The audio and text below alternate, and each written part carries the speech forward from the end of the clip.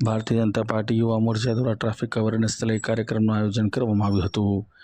Bharatiya Janata party યુવા મોરચા દ્વારા રક્ષક બનજો રક્ષિત નહીં સ્ટીકર રિક્ષા ઉપર લગાડી લોકોને જાગૃત કરવાનો પ્રયાસ કરવામાં આવ્યો હતો। તેઓ દ્વારા અકોટા દાંડિયા બજાર બ્રિજ સ્થિત આ કાર્યક્રમનું આયોજન કરવામાં આવ્યું હતું, જેમાં ટ્રાફિકના એસીબી પણ ખાસ ઉપસ્થિત રહ્યા હતા।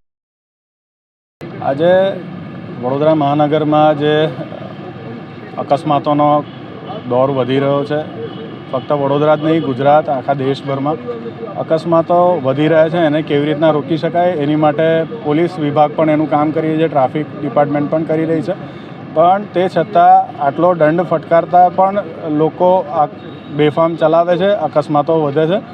તો એને રોકવા માટે મારા મનમાં એક વિચાર આવ્યો કે કંઈક એવું કરવું પડશે કે લોકોને ઇમોશનલી થોડાક ઇન્વોલ્વ કરીએ। એમના પણ જ્યારે ડ્રાઇવિંગ કરતા હોય ત્યારે કદાચ ભૂલી જતા હોય છે કે સામેવાળાનું કંઈક પરિવાર છે, જ્યારે બેફામ હંકારે છે ગાડી ત્યારે એ જ રીતના તમે જુઓ તો પોતે પણ પોતાને નુકસાન કરે છે, સામેવાળાને પણ પરિવારને નુકસાન થાય એવી રીતનું ડ્રાઇવિંગ ના થાય એની માટે અમે ઇમોશનલ 25થી વધારે સ્લોગન આજે બનાવ્યા છે યુવા મોરચાના માધ્યમથી। અને એમાં તમે જુઓ એક સ્લોગન એવું છે, બી અ રક્ષક ઇન સમવન્સ લાઈફ નોટ રક્ષિત, એટલે કોઈના જીવનમાં આવો તો રક્ષક બનીને આવજો, રક્ષિત બનીને ના આવતા।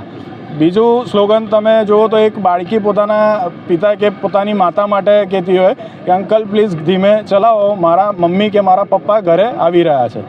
ત્રીજું સ્લોગન તમે જુઓ તો એક વ્યક્તિ પોતે પોતાના મા બાપને યાદ કરીને લખતો હોય એવી રીતનું છે કે મેરે માતા પિતા બૂढ़े हैं और उनका मैं एक लौता बेटा हूँ, उन्हें मेरी ज़रूरत है, कृपया गाड़ी संभाल कर चलाए।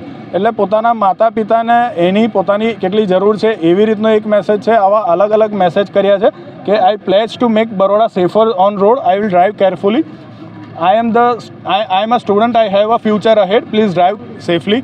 એટલે ગુજરાતી, હિન્દી અને ઇંગ્લિશ ત્રણેય લેંગ્વેજમાં છે, જેથી કરીને આવનારા સમયમાં કદાચ આ સ્લોગન કોઈને ગમે અને એમને લાગે કે પરિવર્તન આવી રહ્યું છે તો બીજા સિટીમાં પણ બીજા સ્ટેટમાં પણ આ વસ્તુ એ લોકો કરી શકે, એટલે આ સ્લોગન લોકો સુધીને પહોંચે એવી એક અપીલ છે।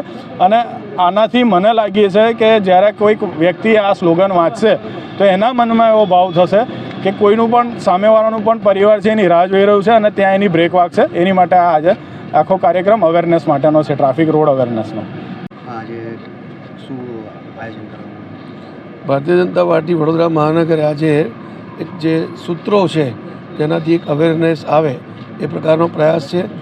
કારેલીબાગમાં જે હોળીના રાત્રે ઘટના બની, ગોજારી ઘટના, જેમાં એક વ્યક્તિનું મૃત્યુ થયું, કેટલાક લોકો ઘાયલ થયા અને એક હિટ એન્ડ રનની જે ઘટના હતી બહુ હૃદયદ્રાવક ઘટના હતી।